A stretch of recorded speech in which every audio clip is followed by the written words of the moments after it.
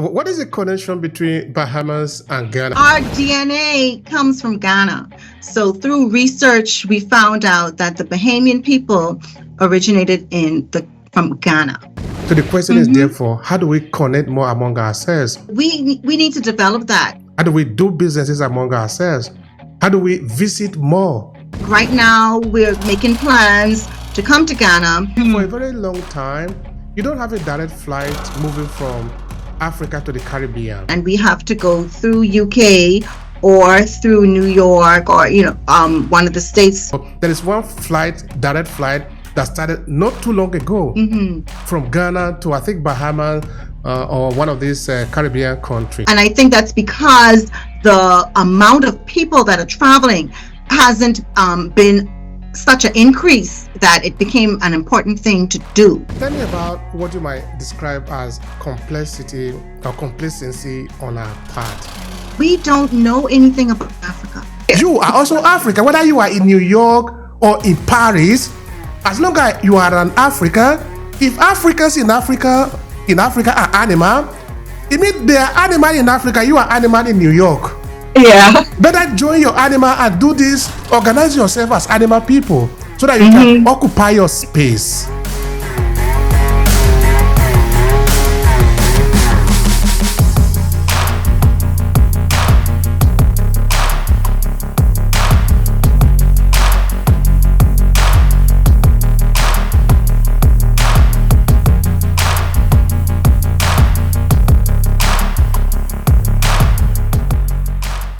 Melissa, thank you so much for joining me in this conversation. Now, could you start by telling me a bit about yourself, and then we'll pick it up from there. Okay. Now, yeah, you can go. All right, okay. I am Melissa Darville. I was an educator for 18 years. I taught science and math, information technology, primarily for primary school grades, but I'm certified birth through grade 6. So I did that for 18 years. I opened up my own special needs school, and I did that for 11 years. And that was a project from the heart, because I saw while I was teaching that there were students whose needs were not being met in the regular school curriculum and the day setting, and they needed a pull-out program who could just focus on just their base skills. So I did that for 11 years. And then when it got heavy on my heart, because it's very hard dealing with individual learning plans and children with special needs. So I did my best. And then after 11 years, I had to close the school, and I started making ice cream. So now I was always doing home ec with the kids and doing little projects like that with the kids. And so I said, let me try with ice cream. And so just from home, I had a little $300 tabletop ice cream machine at home, just experimental with recipes. I was able to get that into a full-fledged distribution, having 40 stores all over the Bahamas. And then last year, I actually franchised the business in the US. And so I have not opened any stores as yet, but I have it franchised. All the paperwork is done.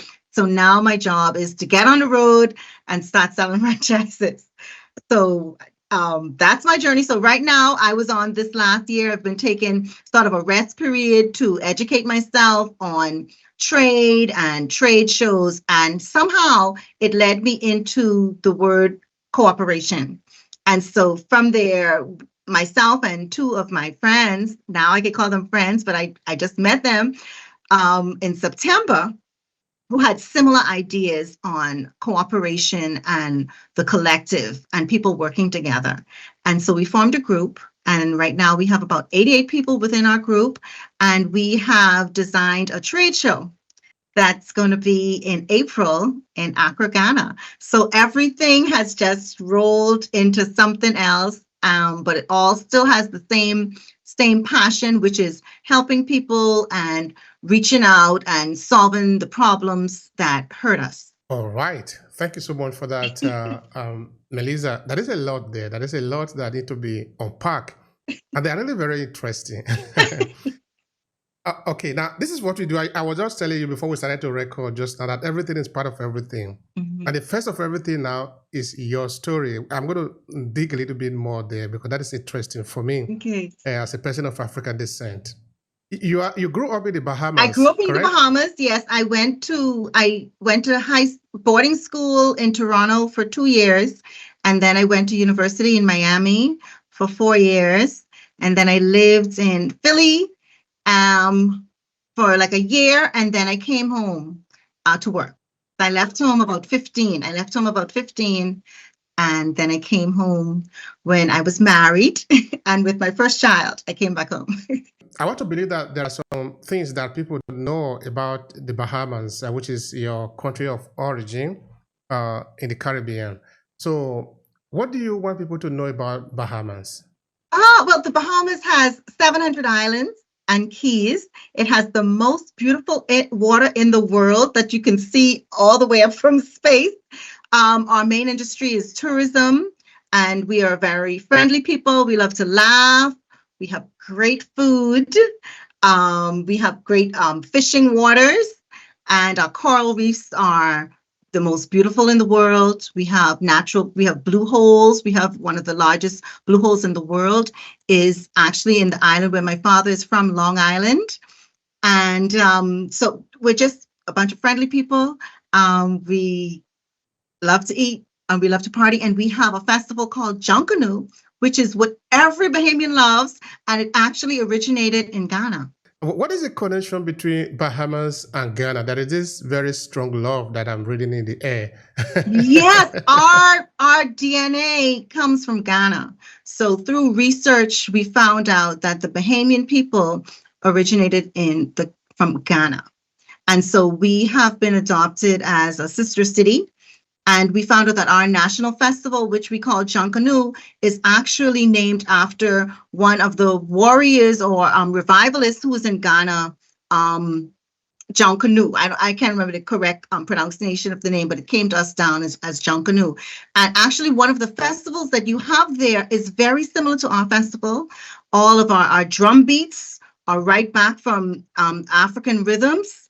And our parade. So the culture, it's easy to see when you look at the culture of the Bahamas that it is a direct lineage of what was happening in Ghana and the culture of Ghana. So that's why there's all this love between Ghana and the Bahamas, because that's where we originated from.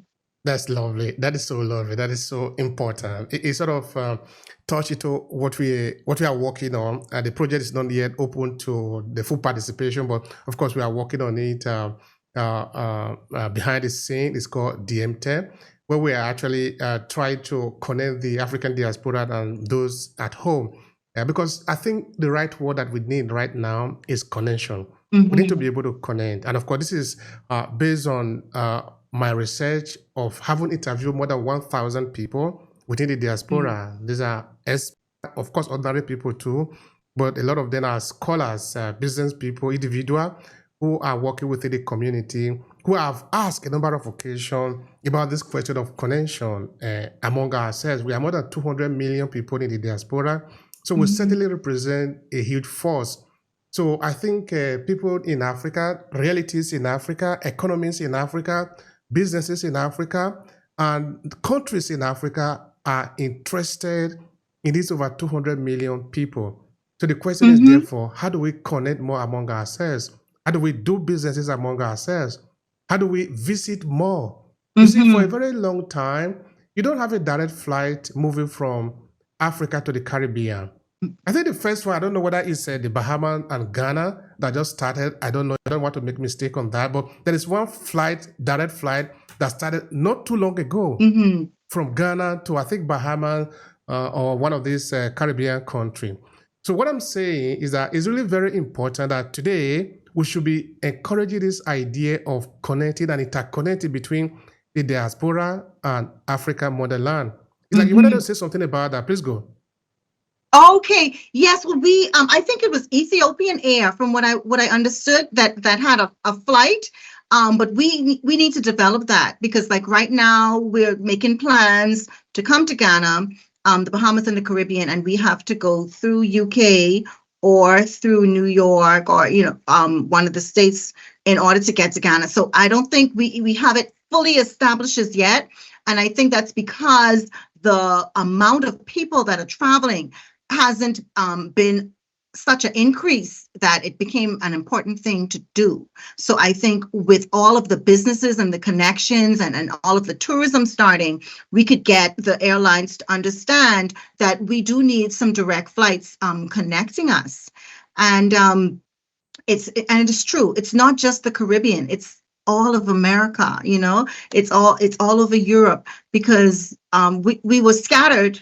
We were scattered so much, and by connecting and going home, as I'm going to call it, when you go home, I think there's going to be a healing in it. So for me, I know that this trade show that we're having, it's not just about business, but it's going to be a healing to understand that you are the direct lineage of people that survived this journey. And something that I always say personally, I said, so many people, there was so horror and death, but the strongest survived. And so the people who were in the diaspora who survived, that means we were either the most beautiful, we were the most intelligent, or the most slick, or the most talented, or the strongest. We were the people that were left, the remnant of the suffering. And so, and actually this culling that was done by the cruelty actually created a strong nation, because now we have the survivors, we have the people who descended from those who were able to adapt and stay safe and stay alive. And so now we are the descendants. And so what we have learned in our hundreds of years away from home, we can now bring those skills back, because we learned something. We were far, and we had to learn a way in order to survive. We had to learn the way of the land where we were, and we had to learn the way of the people in order to function. And so that is something new that we can bring back. And I'm just looking, and because from what I was listening to, I may be incorrect, but Africa has the youth. There is a very young population, and then there's also a crisis with jobs, creating enough jobs for the youth. And what we have, when you look at all of the industries in America and Europe, they are run by like Caribbean people. They are run by, the work gets done by the diaspora in these places. And so if we could take those skill sets and create industry at home, that would be powerful. That would be powerful, because right now we are away from home and we are building industries that don't belong to us. We're building companies that don't belong to us. So how about using those skills? Thank you so much for that. That is really a vital point. And it's a vital point within what we are doing in A-Classes Media and also here in Obehi Podcast.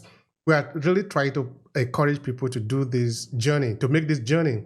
It's very important. We'll be talking about it just now with you, with what you are doing in Ghana, and the event that you are going to be doing in Ghana, the trade show. But we'll come back to that just now. Mm-hmm. What I want to understand is that, okay, from my point of view as a Nigerian who's living in Italy, I don't have this much of a challenge for me to go home if I want to go home, no. But for many people in the diaspora who don't have a direct place to go to in Africa, I don't know how much is vital for them to even take on this conversation. So when you look at fellow Bahamas or maybe other people in the diaspora, not necessarily be Bahamas, maybe they are from other part of the Caribbean or in Northern America, what do you hear them say about this necessity to connect among ourselves? Okay, the way we look at the connection are two ways.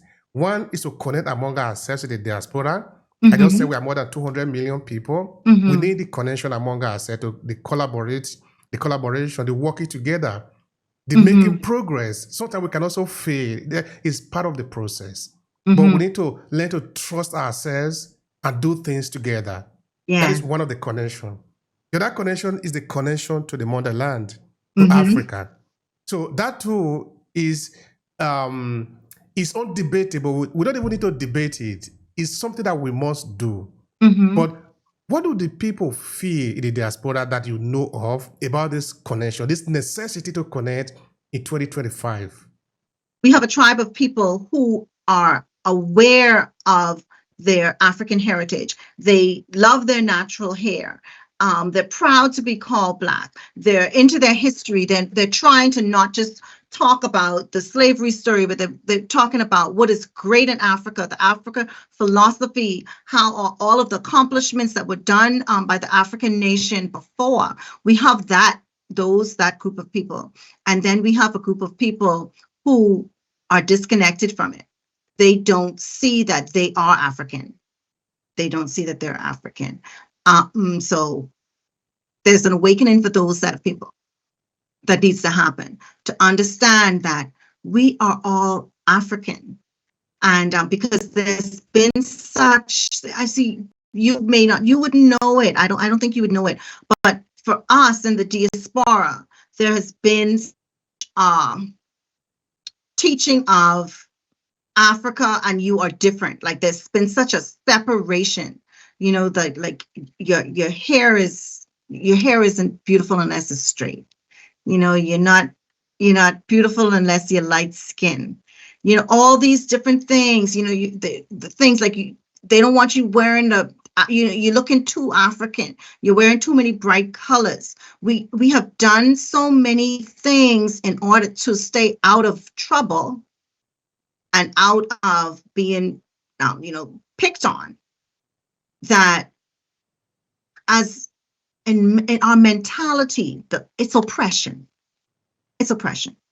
Oppression has taken into I would say, the soul of many of the people in the diaspora. And that's what's caused self-hate. So we have to work with that first. We don't like ourselves. And so that's a big move. That's a big thing that we have to get up. And oppression does that because oppression has different stages, but once it's done systematically for generations and generations, it crushes the identity of the person. It crushes you and makes you feel as if what you are is worthless. And, it's a real thing. It's a psychological thing. And we cannot deny that it was done. And when you look at, that's part of the reason why a lot of people are so passive, because that's one of the symptoms of sustained oppression, that you have already given up hope. Why should I try? Why should I speak up about it? Because nothing's ever going to happen. The safest thing for me to do is to just stay out of sight and stay quiet and keep my peace. But how do people get baked into this situation that they sort of get comfortable with the oppression? Is it possible that it is passing through also the educational institution? I'm asking that because you are a teacher or you have been a teacher for very many years. I don't know if it is possible to say as teacher. If you have been a teacher, you are always it. Yeah, we don't learn about being a real African. We don't learn about that. Like with our education, we learn about the Arawak Indians were here in the Bahamas first. Christopher Columbus came, all the Arawaks were overworked and killed. And then they brought in the slaves to do the work, who could sustain the sun and the heat and work the plantations. And we built the civilization in the Caribbean. That's the story we know. We don't know anything about who these people were before they were slaves.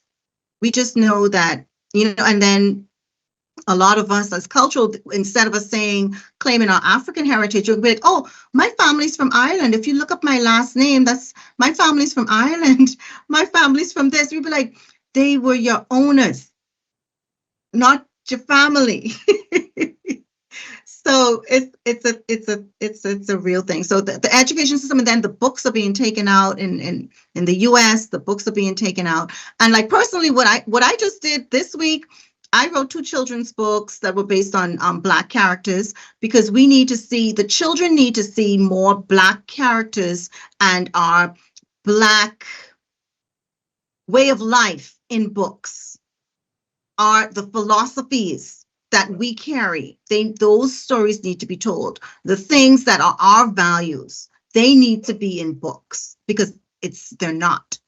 It's usually the the European story that is told in the book, and their values are pushed in the books. So as writers, especially educators, we know what the children need. We know the stories that the children need. And I can tell you as a teacher, I'm going to tell you, because I'm a mom, I have 4 kids, and I was a teacher. And there is a difference. I'm not saying that all European teachers act the same way towards Black children, but Black children need Black teachers in their lives, because we will tell them something that they need to understand that someone else from a different race may not be able to explain to them. You'd be like, don't let anyone say that to you, or don't do that. Don't let them do that. And we could tell them, the reason why, but from another race, the way that they would explain to that child not to do a certain thing, it wouldn't be for the same reason. And we need to see ourselves, and we need to educate our children in these subtleties that bring them pride in themselves, So, just even, especially the young boys, especially the little boys, because I've seen it myself personally with teachers, because he was the child of color in the class, automatically he's the rude boy. He needs to be medicated. It's just because has shown them that the Black male is aggressive, that, it's telling them they're aggressive, they can't manage their emotions and all these other things. And so they're targeted in the classroom. But then when you put another person, a person like a woman of color, a person of color to deal with that child, the whole child shifts. I've seen that personally. Tell me about what you might describe as complexity or complacency on our part, in the sense that now we might say, okay, there is not enough writing about us. Just like, for example, in one of my interview, I was talking to a historian, a lecturer in the US, talking about African history. I was asking, well, what is stopping you and other scholars like you collaborating with other scholars in Africa to be able to learn about Africa, if you are interested in doing that? Because there are a lot of Erasmus going on between students in the United States and European country to learn about ancient Greek, ancient Rome. These things are really available. You can go there to learn about them. Just in that way, if you are a teacher of African history, you can go to ancient Zimbabwe. That place is not in the moon, it's in the world. All you just need is a direct flight to Harare. You are there. You just take maybe a bus or whatever. You can go to the ancient Zimbabwe, the ruin, the same way you can go to ancient Benin, for example, go to the ancient world of Benin, which have been described as the one of the wonders of the world. Mm-hmm. Because if we don't do it as Africans in the diaspora, European will do it, of course, and they will sell it to us. Mm-hmm. So I'm trying to see where we might have a responsibility here, especially for those of us who are able to read and write and able to do the same thing that the Europeans are doing. Because I live in Europe, I've been living here for more than 20 years. I don't see Europeans to really be superior to Africa in any way. Mm-hmm. They might be approaching things differently, but there is nothing genetic in there that says that they are superior to us as a people. They might have a system that is organized for them because they organize the system. We are in that system. So they are faster than us in the system because they build a system based on their impulses. Right. But other than that, we can still do something. So do we have a responsibility in this part? Share with me. It's just my opinion. We don't know anything about Africa. We don't know anything. Like when they had last year, when we had the African Bank came to the Bahamas, Bahamians really don't know that Africans are educated and are rich. The narrative that we have been fed is that, Africa is poor, and, they don't have anything that they could give us. Why should we get anything from them? I've been battling that now with this thing that we're doing. It's just like, why would you want to get food from Africa? why would you want to get stuff from Africa? And like comments that I heard, I was just like, how ignorant are we? But we don't know. So I think we need to get more exposure. Exposure is the word, exposure. Because my nephew went to university in Cape Town. And when he got accepted to school in Africa, we were like, oh my goodness, you're going to go to Africa to school? And he's just like, yes, I'm going to Africa to school. And he loved it. But we didn't know about that. We don't know about the universities there and how we don't know how educated the people are there. We don't know all of the excellence that's going on there. We haven't been told it. We haven't seen it. We don't know about it. And so there's a prejudice against it. Like we don't know that, we don't know. We haven't seen it. We only know what we've been told. All right. That places a lot of responsibility on those that are coming from Africa to sort of expose more. And that is also in favor of the work that we are doing, DMT, which is the Diaspora Memorial and Tourism Exchange, where we are telling the people of African descent, let's meet, let's talk. We are starting from there, let's talk. Mm-hmm. Everything starts from talking. Yesterday, in our audio room event, talking about agribusiness, I said, the first thing to do is to talk. Then every other thing can happen. But if we don't talk, we don't even know what is going on. Like you're saying, people in the diaspora, particularly those of them that have their generation came through this horrible journey known as the transatlantic slave trade, they don't know what is Africa. They don't know about the Library of Timbuktu with nearly 1,000 manuscripts. They have never been told. They don't know that there is the ancient War of Benin. They don't know that there are more pyramids in Black Africa than Egypt, even though Egypt is actually Black Africa, but thanks to European pseudoscience and their manipulation, they try to make Egypt a white civilization. But they didn't. They were not able to cut out Egypt and put it maybe in Europe or the other part of the world. But even that, let's even give it to them. Egypt is European, so that they can be happy. Yeah. But there are more pyramids in a land where you have Black people, Africa, than in Egypt. We don't know that. So that is why I'm saying that as scholar, especially as scholar, living in the 21st century, okay, let me say living in 2025, you have absolutely no excuse not to learn about your root in Africa. That is also another thing that we are doing with Project DMT. You don't need to read about ancient Zimbabwe. We will take you there. Let's go. Let's go to ancient Zimbabwe. Let's speak the local language there to explain to you who were the builder of the great ruins of Zimbabwe. We want to go to Ghana. We don't want to read it in books. Go there, see what is happening there. There are a lot of festivals in Africa. For example, the Igwe Festival in Benin. You don't need to read it in the book. It's not enough. Get ready. Let's go to Benin. Yes. And when we get to Benin, somebody will explain to you in Benin language what is the meaning of Igwe Festival. We do the same in Lagos. So what we are saying is that we have the possibility of able to overcome the ignorance.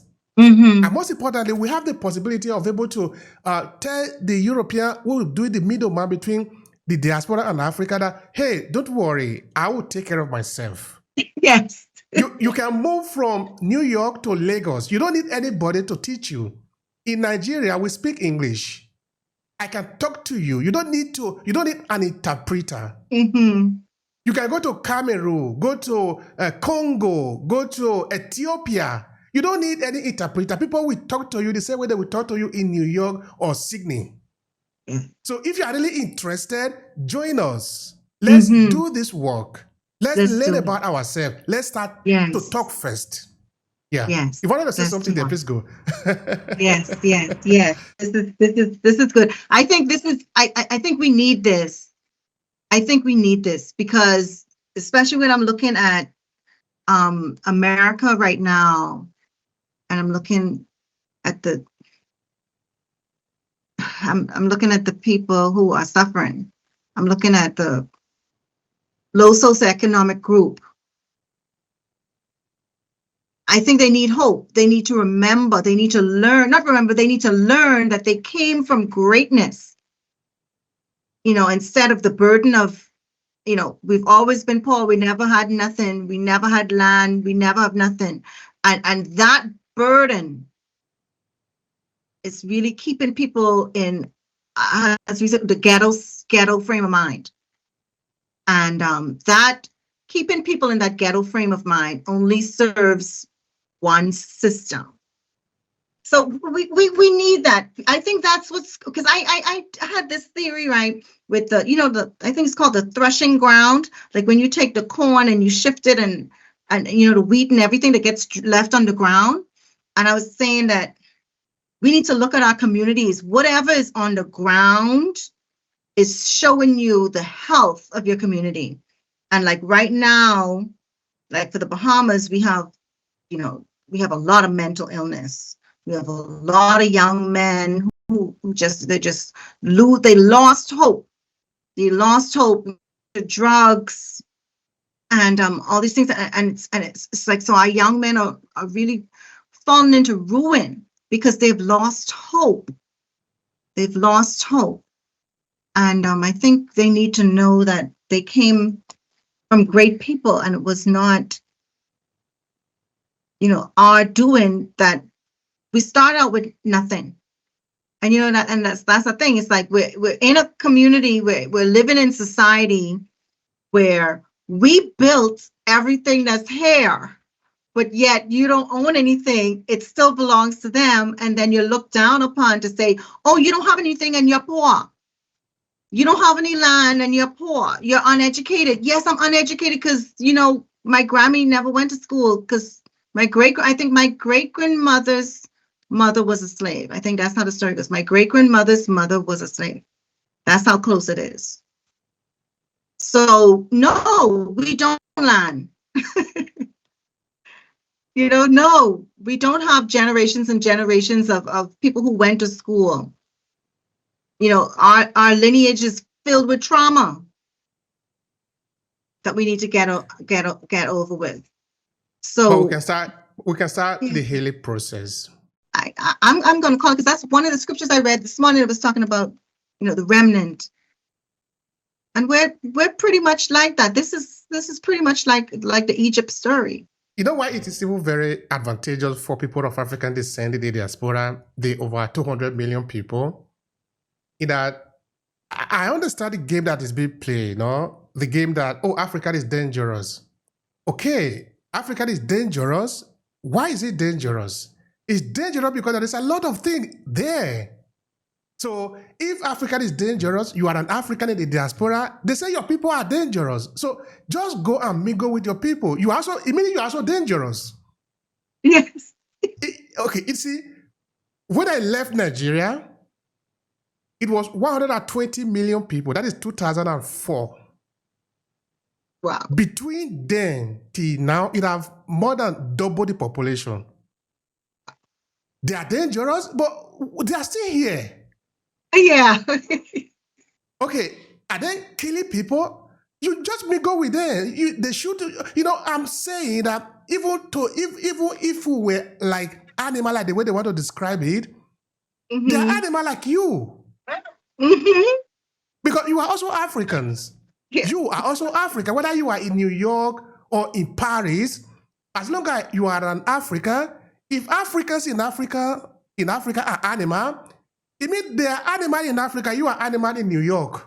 Yeah. Better join your animal and do this, organize yourself as animal people so that you can occupy your space. So I think it is important that people in the diaspora understand that Africa belongs to them too, just like it belongs to other people. But Americans are telling them that no, it's dangerous, but they are coming here to do business. They are setting up their military barrack there. But how are you setting up military barrack there if it is dangerous? How many American soldiers have been killed there? They are driving them away so that they can occupy. So they can take it. Yeah, I'm telling them in the diaspora, come home. It costs you very little to occupy. We are working with some agencies there. Okay, what we are doing in DM10 is to connect, to visit, to know your history. But we have other companies that we are working with, so that if you say, okay, now I have seen, I'm interested in buying a piece of land in Africa. I encourage that you do this. It costs you very small amount of money that they will use in the US or in the UK. They will help you to acquire a piece of land and develop it. These are registered companies here. They will make it work for you easily so that you can decide to stay in New York if you like, but you come here anytime you want. Do businesses. You can set up business here. Yeah. This is the youngest population by demography anywhere in the world. They are connected to the internet. Business in Africa is projected to be the largest growing anywhere in the world because the population is just blooming. Right. So as people in the diaspora, come home. Think of the possibility that this is your home. If it is dangerous, come home and play the game. Right. It's just a game. It's dangerous in New York too. It's dangerous in Paris too. Yes. Yes, this is the message we need to give them. You know, because it's like we really struggling and we can't thrive here. You know, it's struggling and you can't thrive. Take that money that you make here and go and just try it. I mean, we try all kind of other stuff. I'll tell you, my eyes were opened. Because I think I met the first time I personally met, I've met people, African people here, teachers and friends and family, but pairs was 2019 when I met a lady from Nigeria. She has an e-commerce business, and then a lady from South Africa. She's both of them used to be professors. And we just hit it on so well, and we had all sorts of jokes, and you know, it was like the Caribbean girls and the African girls, and we would just find out how similar we were. And you know, we had some jokes, and they were like, oh, they were telling us, oh, you know, one was telling us about when you go to the beach, and they were like baboons come into the water in the evening, and they had to, you know, and I was talking about the lions, and she went on a safari and there was a lion, and we were just like, yeah, because we have people who goes trying to swim with the sharks, and we were just making it was like so similar. It's just like, why do people come into your country and try to do the most dangerous thing and then complain that they get hurt? I mean, like, we don't know. It was just like they come and get, you know, we're just like, we don't do it. Watch us. We don't do it. So it's like, we were just like, that was like my first time realizing, you know, how similar we were. And just meeting some of the most educated women, you know, and loving, and right away they were calling me sis. They're like, sister. And I'm just like, yes, you're my sister. You're my sister. And I can't believe that we've been kept apart. Challenging that, okay, how do we connect among ourselves more in the diaspora and also in Africa? That is actually the main point. So at least we move into what you are doing just now. The priority for us right now as African people, diaspora, Caribbean, everyone, is that we reconnect with who we really are and educate ourselves, because ignorance, there's no excuse for ignorance. Once you realize that there's something that you're lacking, it is your responsibility to now educate yourself to find out the truth. It is not anyone's responsibility to educate you about yourself, because it's not to their advantage, it's to your advantage. And by learning about what is great about our home, Africa, is going to show you and reveal to you what is great about you. So some of the very characteristics that we are targeted for and we're told to quiet, those are actually some of the characteristics that's going to help you excel when you're in an environment that welcomes you. Because I know as a female, a lot of the Black females, you know, we are told, you know, you're too aggressive, you're too loud, you're too this, you're too this. Yes, but then that is our strength. That is like the power of the Black woman, that we could get things done. We are the strength, you know, we are the strength for the family, and we are the strong person behind our man. And, you know, that is something that separates us from other women and of other races. But that's that's a behavior that we're told to calm down and quiet down, because things that outshine other people, we're told to keep calm. This is just like, that's how the whole, I think, like the Black Girl Magic thing started. Black Girl Magic, be fabulous, wear your crown. Why are we being told to quiet down our excellence, to quiet down our beauty? Our hair is beautiful, and we're told in so many environments, you can't wear your natural hair. You can't wear your hair out. It's too aggressive. My hair is aggressive. And it's like, so we need to go in places and experience places that embrace us for what we are and who we are. Because by quieting ourselves to fit into something that is not of us, we kill our spirit. And we kind of we dampen what our excellence could be and our potential. So I would say we need to go, people, if you start with educating yourself about Africa, start with educating yourself, start with learning about the history of it. I'm guilty, because I'm just learning everything myself as well. As I'm on this journey, it's opening my eyes to new things and new opportunities. Thank you so much for that. I appreciate that. I appreciate the good work that you are doing. Also for yourself, you are discovering yourself, who you are. This is the journey that we must make. And this is why we are continuously insisting on it, that as people of African descent, wherever we find ourselves, it is important that we reconnect to who we are. Of course, this doesn't mean now that because you reconnect to yourself now, you go and live in Africa. It doesn't necessarily mean that. But of course, if you have the possibility to do that, that is also a great thing. Of course, I've met a lot of Europeans who have decided to settle down in Africa, in Nigeria, for example. Mm-hmm. They are living there. So I know, for example, a lady who lives he's coming from my city where I live in Verona. Mm-hmm. She lives in Lagos. Oh. A couple of times she has decided that she wants to come here to live in Verona, which is where she's coming from. She stayed here a couple of years, then she returned back to Lagos. She wants to stay there. This is our world. Let's live where we feel it is comfortable, but let's know where we are coming from. Mm-hmm. Let's make the connection so that we are free. We're not like, okay, I am here because I couldn't go any other place. Mm-hmm. That is what we are trying to avoid.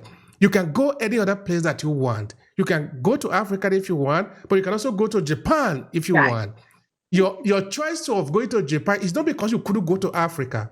It's because you could, despite the fact that you could go to Africa, you choose to go to Japan because of your personal interest and all of that. So it is important that we make this connection. It is very, very important. But that leads us to what you are doing, Melissa, is the work that you are doing in Ghana. Tell us more about that. Where is the idea coming from?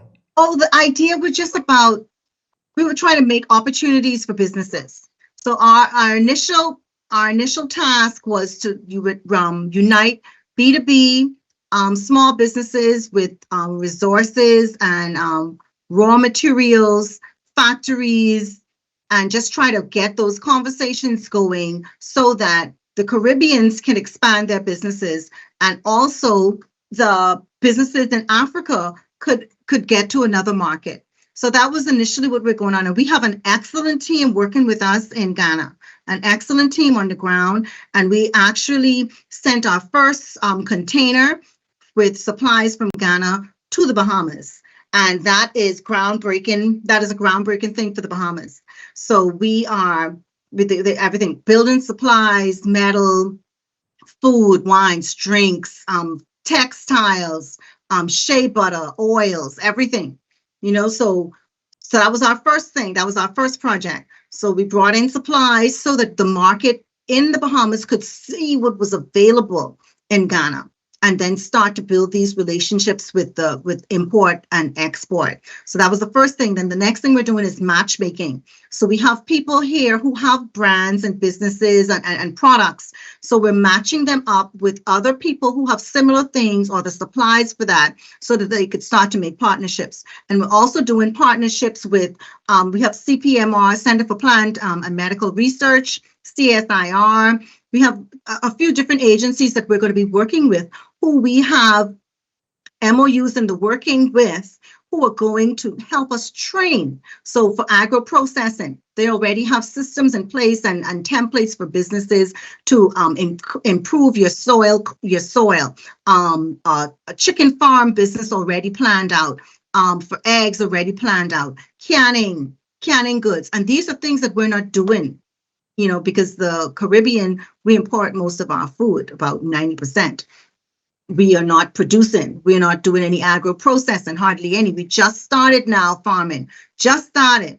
So we can use the expertise from these agencies, and they have, dedicated themselves that they would come here and they would help train us so that we could get our farms producing and we could start to be more sustainable for food. And so that's why it's good to get all levels in on this expo, because in order for this to work, we're going to need the governments working together. We're going to need, things, legislation put in place, because we're going to be talking about people working across borders. We're going to be talking, about people staying for a length of time in order to instruct and do training. So we're going to need all levels of people, even though it's the private sector and the small business who initiated this trade show. We understand that we need the leadership in order for this to work, because they're the ones that put the rules in place. And another thing that we need in place is the transfer of funds, because like for myself, I would have to go to like one of the small cash exchange places to send money. Like if I want to send money to Ghana or Oman or something, I have to go there to send money. I can't do it through the bank because things aren't in places yet. So we need things like that. So that's why we need all levels of persons interacting and starting these communications, because we need the banking rules. We need to have things to do, with finance. We need those things put in place. And also we need things to do with the workforce down pack. And we're also trying to get, because our university, the University of Bahamas, already has connections with Ghana. And so we are going to be, working with that, because there are different programs.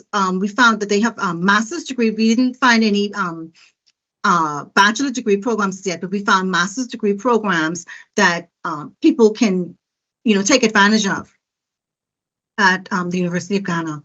So there's lots of opportunities. There are lots of opportunities. And so we were just, our duty, our assignment was to create the environment for the conversations to happen and for people to meet, because that's where it starts. Thank you so much for that. Yeah, that opportunity to meet is very important, because now when we meet, whatever we choose can come out of that. And that is really very, very important.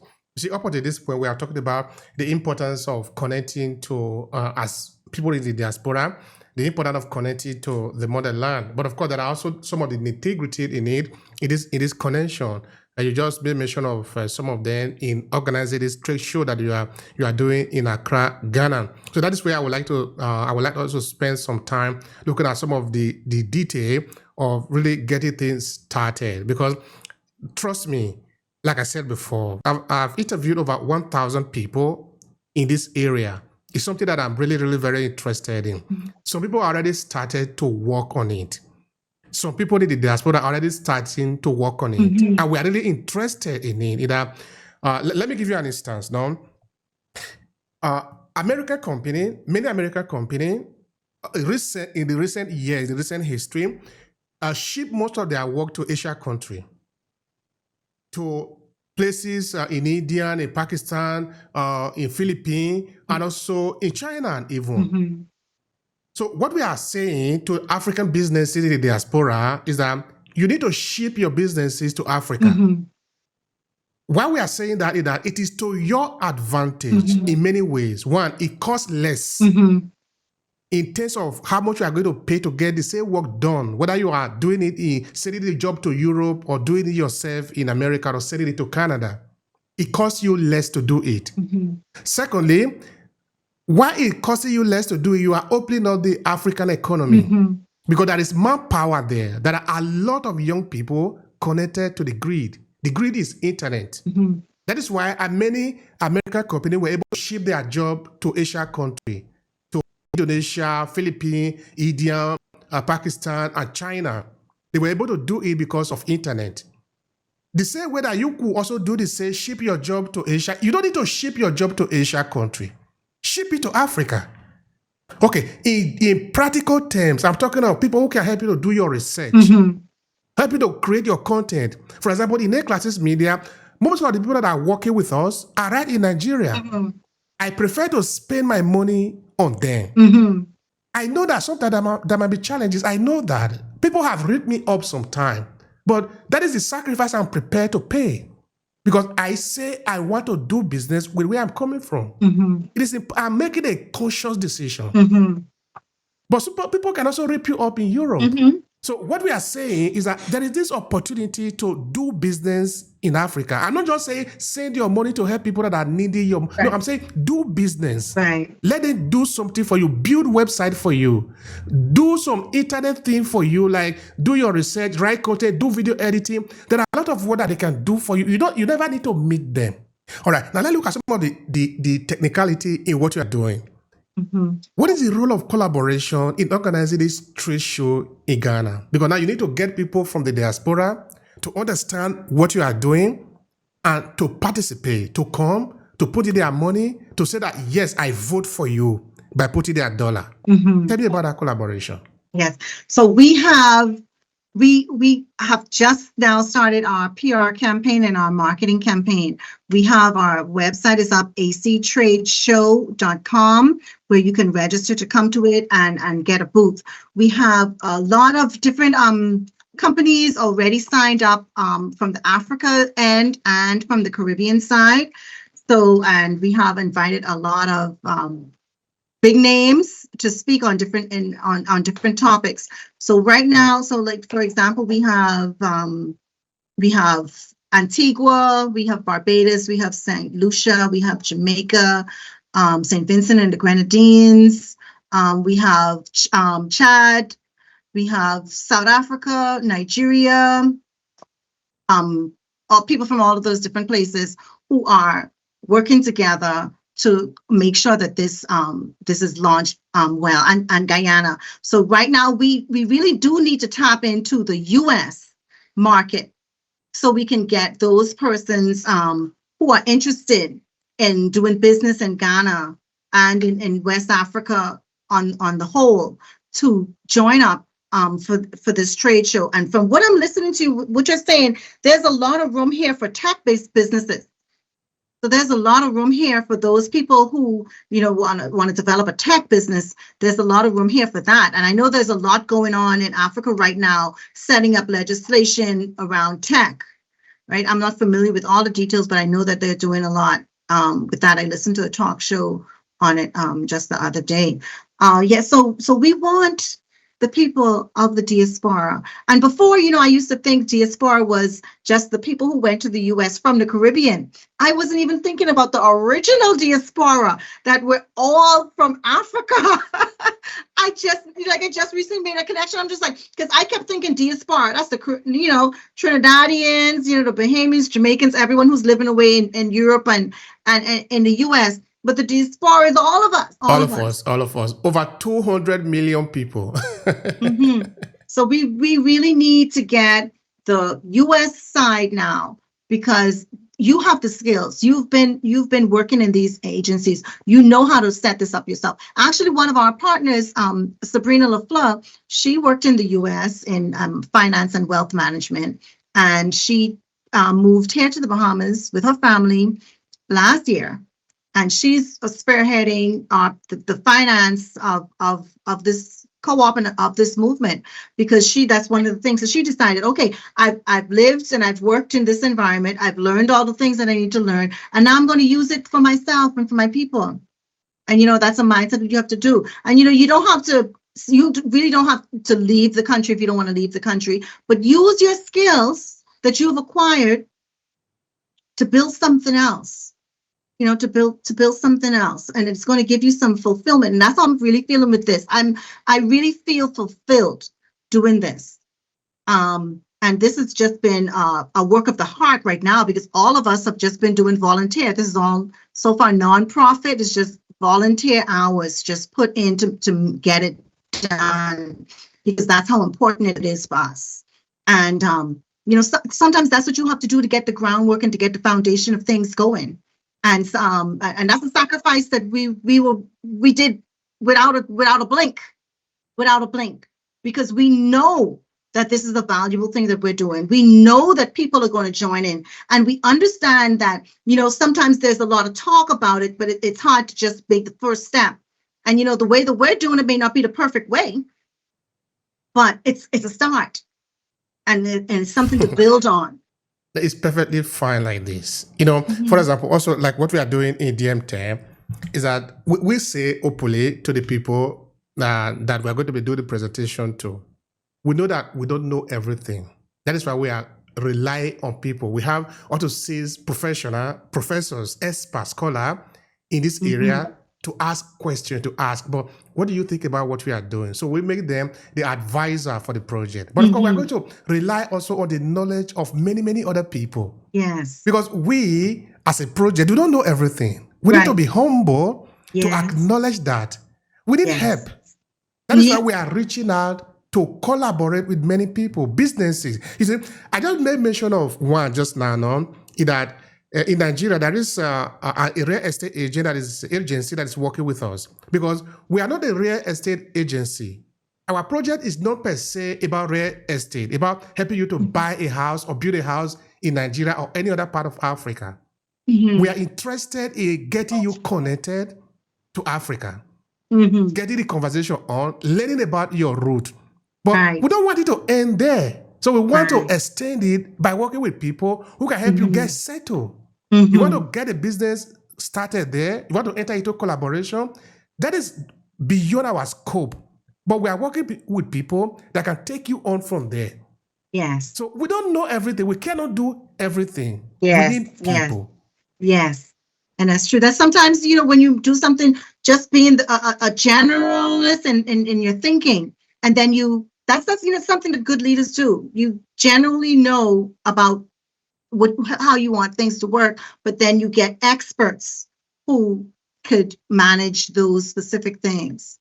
And that's what we try to do right now. We have our network, and we're finding people for things. So PR, marketing, everything that we're just trying to tap in, and we're doing it in a way that the people who are genuinely interested in this project and in this movement are rising to the top. Because somehow things, if you're not genuine with it, you're going to fall away from it. And so we understand that. Because sometimes it takes to get in the collective mindset. You have to. There's a shift in your priorities that you have to do. There's a shift. Some people, they have to see that it works first before they join up and commit. Not everyone is, but I've always been that type of person. For all my jobs, I always volunteered. Before I got my first teaching job, I went and I volunteered at a preschool, for several months, just because that's just what I do. And then from that, I got job offers from the people who were watching me do what I do. And sometimes in life, we have to be able to volunteer for things that matter to you. And then money, what I always believe, money will come. Money will come. Absolutely. Just do the work, prove yourself at the work, and money will chase you down. It will chase you down. Absolutely. But if you're chasing money, it's always an after. It's always an after. If you're chasing money, it might keep running from you. You're right. Now, give people the details of how to participate. Now they hear you talking, but what do they need to do in order to participate in this project? Okay. If you live in Ghana, it is complimentary for you to come. So just show up. It's at Labadi Beach Hotel. It's April 22nd and 23rd. For everyone else, we have a registration site, which is actradeshow.com, where you can register to be a guest and you can register to have a booth. We have beautiful booths designed. You can have them customized with your logo. You don't have to bring your materials with you. You can send us your digital brochures and anything else that you're going to need, and we can have them printed in Ghana and waiting for you at your booth.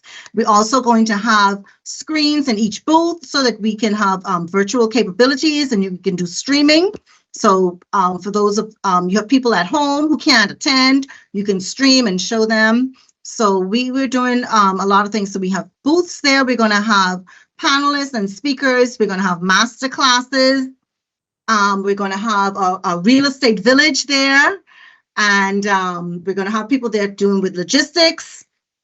We're going to have the African Free Trade Union there, having discussions about that. So there are going to be a lot of key discussions about things that need to be put in place. And we're even going to have closed pitch sessions.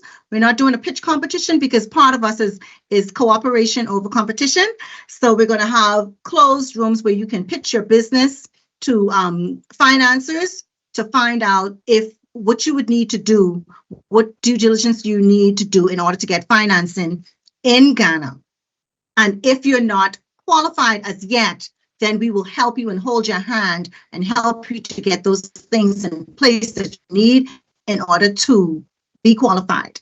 Because for us, it's not about everyone wants to win. We want everyone to win. We want everyone to be able to get Ghana if they want it there. And we will hold your hand and help you with that. We will hold your hand and help you go through the steps that you need in order to qualify. Because there, the banks, Ghana Republic Bank is working with us, and as you know, Aframax Bank, they are dedicated to the Caribbean, African work getting done. So there is finance available. And we will help you and show you the way to go in order to get that done. All right. Thank you so much for that. Now, another question I would like to ask you just before we close, it had to do with the financing aspect of it. There might be some people in the diaspora who want to do similar project like what you are doing in Ghana. Maybe they want to do it in Senegal. Maybe they want to do it in Nigeria. Maybe they want to do it in South Africa. They might like to know, how are you able to raise money to be able to do a project like this, to get it started from the ground? The first thing you need to do is you need to have your records on what you have already done. So you need to have some records of what your income is, proper accounting records so that they can see exactly what the momentum is. For that, have your business plan ready and have your credit references from your hometown or from your local bank. Have those things ready, because there would be due diligence being done for each situation. So you need to get your business plan, have your financial records. If you only have a year, then if you can have 3 years, that's great.